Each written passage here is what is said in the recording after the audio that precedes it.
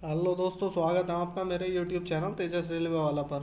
फिर एक नई पीडीएफ के साथ जो नॉर्दर्न रेलवे के लखनऊ डिवीज़न में गार्ड के लिए हुए डिपार्टमेंटल एग्ज़ाम के लिए तैयार की गई थी, जिसमें परिचालन विभाग से संबंधित 800 प्रश्न हैं, जिन्हें हम एक सीरीज में पढ़ रहे हैं और ये उस सीरीज का 11वां पार्ट होने वाला है। इससे पहले हम 10 पार्ट कवर कर चुके हैं। प्रत्येक पार्ट में 50 क्वेश्चन कवर कर रहे हैं और ये एग्ज़ाम फरवरी 2022 में हुआ था। तो शुरू करते हैं 11वां पार्ट। उचित प्राधिकारियों के साथ ऑन स्थिति में सिग्नल पास करते समय सीटी कोड। तो ये है एक छोटी, एक लंबी, एक छोटी। इंजन सीटी कोड छोटी छोटी लंबी इंगित करता है। ये होता है एसीपी के लिए, अलार्म चेन पुलिंग के लिए होता है। गति प्रतिबंध के संकेत के लिए ईएमयू और डीएमयू के लिए प्रयुक्त बेल कोड समाप्त हो गया है और सामान्य गति को फिर से शुरू करने के लिए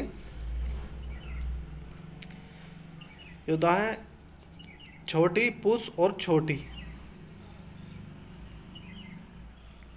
नेक्स्ट है, जब कोई भी ट्रेन फाउलिंग मार्ग को साफ किए बिना रुकती है, फाउलिंग लाइन पर किसी भी तरह की आवाजाही को रोकने के लिए गार्ड एएसएम को तुरंत सूचित करेगा।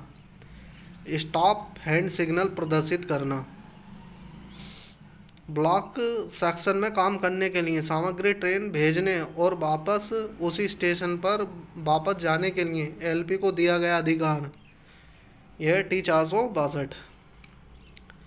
एलपी को कार्य हेतु सामग्री गाड़ी भिजवाने तथा अगले ब्लॉक खंड को खाली करने का अधिकार दिया गया है। यह है TA462।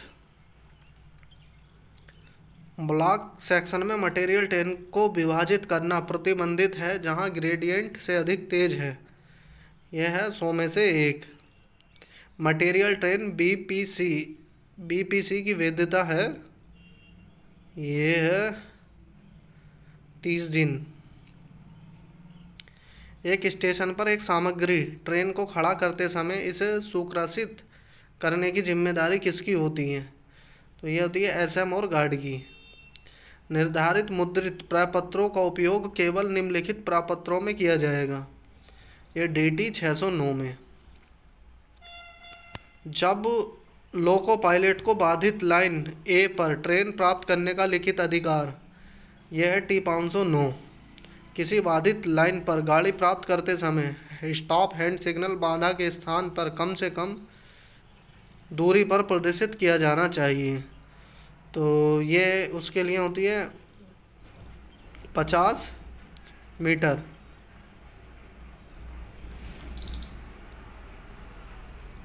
सिग्नल रहित लाइन पर ट्रेन प्राप्त करने के लिए लोको पायलट के लिए लिखित अधिकार। यह है T509। कॉमन स्टार्टर वाले स्टेशन के से ट्रेन चलाने की लिखित अनुमति। तो ये है आपकी T512। लिखित सिग्नल रहित लाइन से किसी ट्रेन को भेजने के लिए जहां एटीपी के रूप में मूल प्राधिकरण नहीं दिया गया है, एटीपी के अतिरिक्त प्राधिकार दिया जाना है। यह है TA511। शंटिंग संचालन को नियंत्रित करने के लिए उपयोग किए जाने वाले G&SR संकेतों के अनुसार निश्चित सिग्नल या हाथ सिग्नल या मौखिक सिग्नल। शंटिंग प्रचालनों के दौरान गति 15 किलोमीटर प्रति घंटा। शंटिंग स्टॉप को शंट इंजन एस को चालू करने के दौरान शंटिंग के दौरान संदेह के मामले में साथ जाने की आवश्यकता नहीं है। तो यह है फ्री लाइन।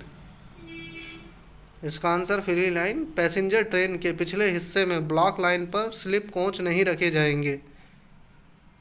प्रकाश इंजन आंसर है इसका, प्रकाश इंजन। यात्री गाड़ियों में शंटिंग करते समय फॉर्मेशन पर आने से पहले शंटिंग या ट्रेन के इंजन को फॉर्मेशन से पहले कितनी दूरी पर रोका जाना चाहिए?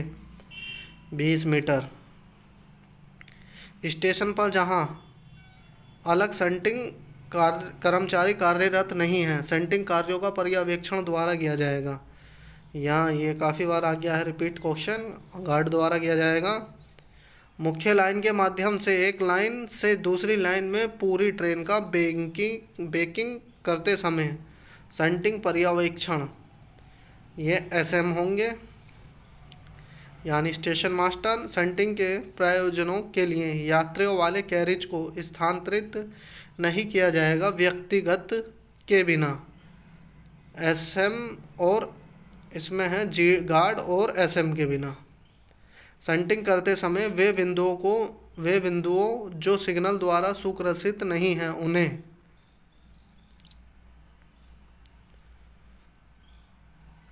क्लैंप या पैडलॉक किया जाना चाहिए। ये इसका आंसर है या तो ए या बी, दोनों में से किसी एक। विस्फोटक युक्त वैगनों की सेंटिंग करते समय पर्यवेक्षक गार्ड होगा।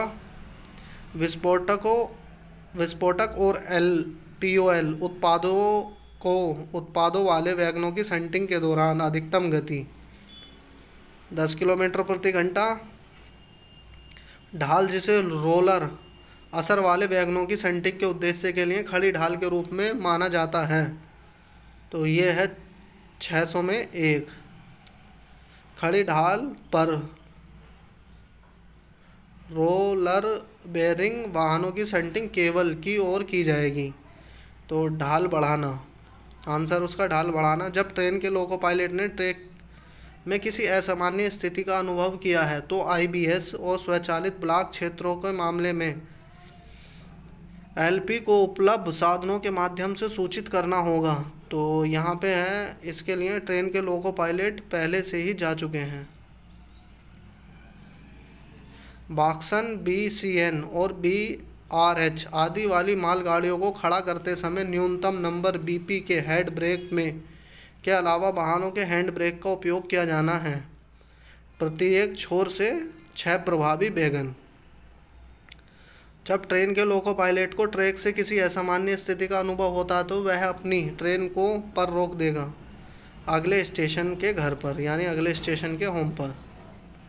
जब लाच की सूचना दी जाती है और बाद में इंजीनियरिंग अधिकारी की किसी अनुपस्थिति में एक ट्रेन भेजी जाती है तो एलपी को चेतावनी आदेश दिया जाता है कि यदि सुरक्षित माना जाता है तो मृत को रोकने के लिए गति से आगे बढ़ें। तो इसकी गति होती है 15 किलोमीटर प्रति घंटा। 30 मिमी से कम रेल फ्रैक्चर, पहली ट्रेन की गति 10 किलोमीटर प्रति घंटा। 30 मिमी से कम रेल फ्रैक्चर, दूसरी और बाद की ट्रेनों की गति 15 किलोमीटर प्रति घंटा। 30 मिमी से अधिक या एकाधिक फ्रैक्चर में रेल फ्रैक्चर ट्रैक को पार करने के लिए पीडब्ल्यूआई की अनुमति। स्थायी सिंगल लाइन संचालन के दौरान लोको पायलट को दिया गया अधिकार TD 602। स्थायी सिंगल लाइन के संचालन के दौरान पहली ट्रेन की गति होगी 25 किलोमीटर प्रति घंटा। स्थायी सिग्नल लाइन के संचालन के दौरान जब ट्रेन गलत लाइन पर आगे बढ़ रही हो, इसके अलावा ATP जारी कर ट्रेन को रवाना किया जाएगा। तो पायलट आउट मेमो, आंसर है इसका pilot out memo. Loco pilot को डबल लाइन अथॉरिटी पर संचार के कुल व्यवधान के दौरान TC 602। डबल लाइन पर TIC के दौरान लोको पायलट A के साथ आगे बढ़ने के लिए प्रतिबंधित गति 25/10 किलोमीटर प्रति घंटा। प्रकाश इंजन वाहन के लिए प्राधिकरण जो संचार खोलने जा रहा है, तो यह है TB 602। यदि किसी राहत इंजन या राहत ट्रेन को जारी करके बाधित ब्लॉक में भेजना आवश्यक है, तो यह TA 602। डबल लाइन पर सामने उसी लाइन पर सुरक्षा की आवश्यकता होती है जब राहत इंजन पहुंचा गया हो।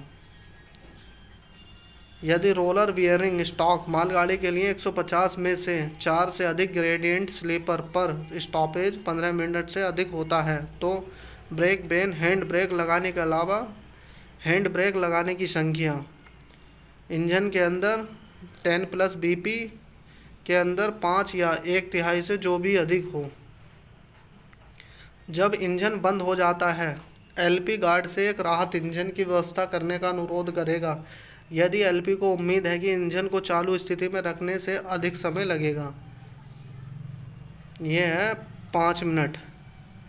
यदि लोको पायलट बिना प्राधिकार के ब्लॉक सेक्शन में प्रवेश करता है और बाद में उसे सहायक लोको पायलट को एक मेमो के साथ पीछे SM को भेजता है तो SM उसे देगा।